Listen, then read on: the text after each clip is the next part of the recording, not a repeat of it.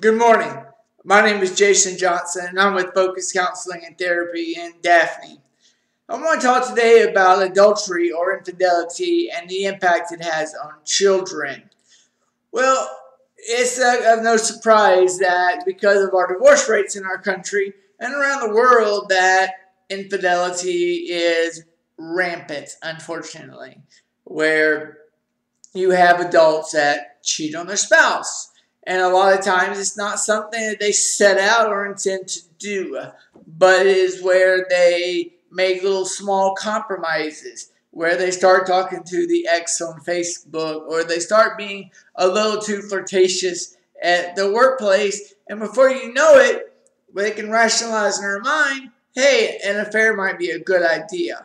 And usually the fallout is never good.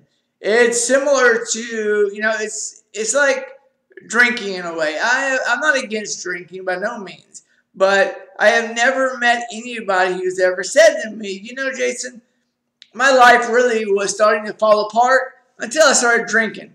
And then once I started drinking, everything just came together and just went forward. But needless to say, infidelity causes massive problems. But what I want to talk about is not so much the infidelity with adults, but the impact that it has on children.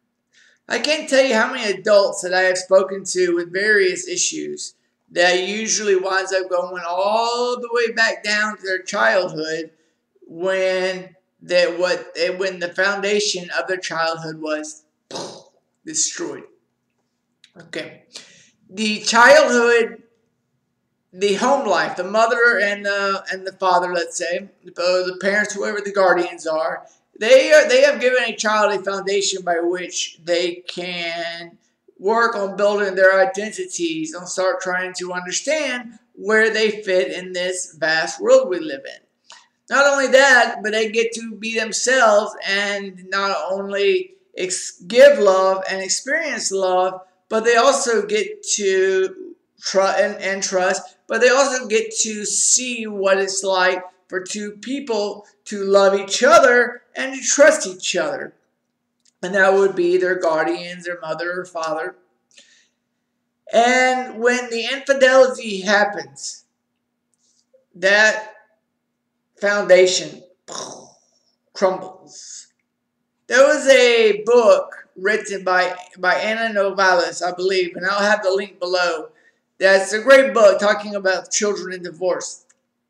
And in one of her studies, it said that 55% of kids who come from families that were fallen apart by infidelity committed infidelity themselves, which isn't surprising when a lot of the people I work with, a lot of the issues they had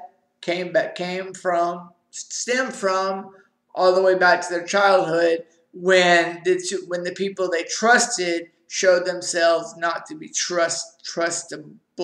So they have a hard time being trusting in relationships.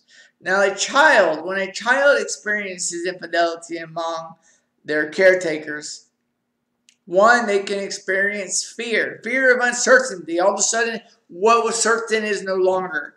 They may experience anger, not just at the one that committed the infidelity, but they can have anger at the one that did not commit the infidelity and think that they did something to cause it.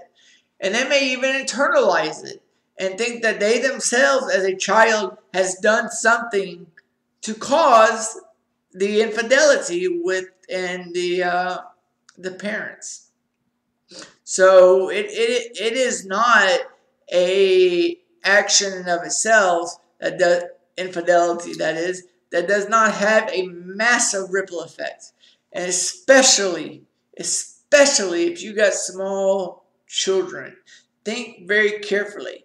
Are there little compromises you're making? Are there little innocent flirting or talking to people on Facebook or social media that you might not should be talking to, or anything that might lead you on a road that could cause infidelity or a break of trust in a relationship? Because the one that suffered is not just you and your spouse or you and your partner, but it's going to be the child that is looking up to you to give them a sense of a firm foundation and a sense of trust, and also an example of what an adult can and should be when it comes to honoring commitments.